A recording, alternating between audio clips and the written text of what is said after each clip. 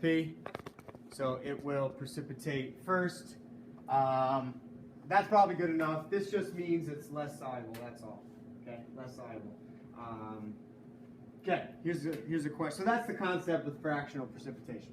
Okay, I hope you get it. Well, who would precipitate next? AGI, right. Or no, not AGI, I already said that. AGBR, and then AgCl. So if you can actually calculate the concentration that you need to precipitate these, you could actually add it, filter it, take out your AGI, add more AgNO3, precipitate the AgBr, filter it out, and then the rest would be AgCl. So you could actually do this. Like literally I could say, figure it out right now, and let's go do it in the back. I don't know, maybe someday I should do that with a lab, but I've never done that before, but you can actually do that. Then what do I do with all these heavy metals? It's not cool. All right, here's a question for you, and you're going to be using KSP, obviously, to figure it out. Very similar to the warm-up, okay? Remember, when the KSP equation is satisfied, I don't know what other word to use, that's when precipitation will start. Here's the question. A saturated solution. Why do I say saturated, Earl?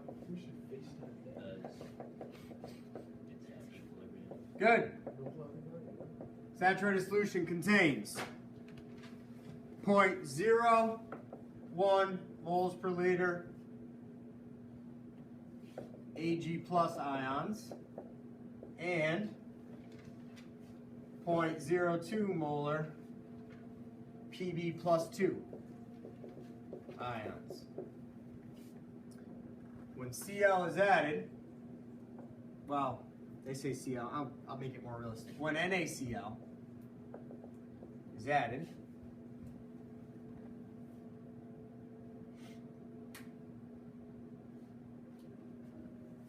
two precipitates form.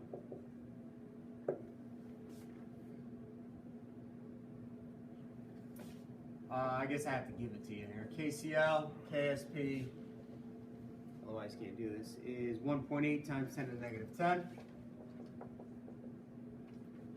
And what's the other one that forms? Didn't we just say it was 1.6? Whatever. Use that one. That's how I did this problem. And what's the other one? Sorry, PbCl2, KSP. Liam, is this still on the screen?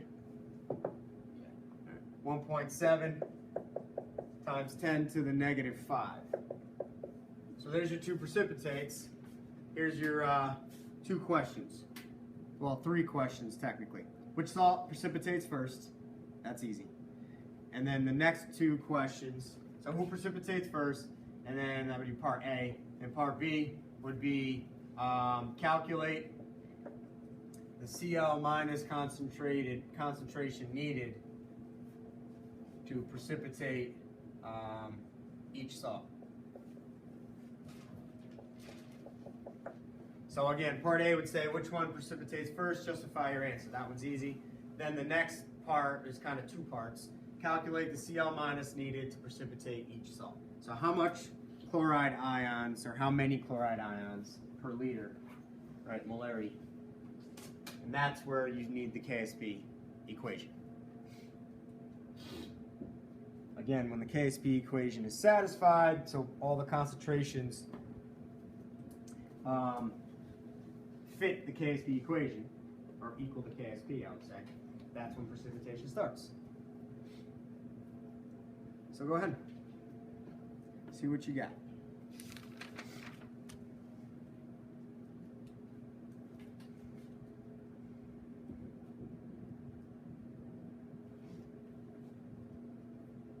I probably should word it like the AP said. So calculate the Cl minus concentration needed to initiate the precipitation. That makes more sense. So when will it just start to precipitate? That's a better way of wording it.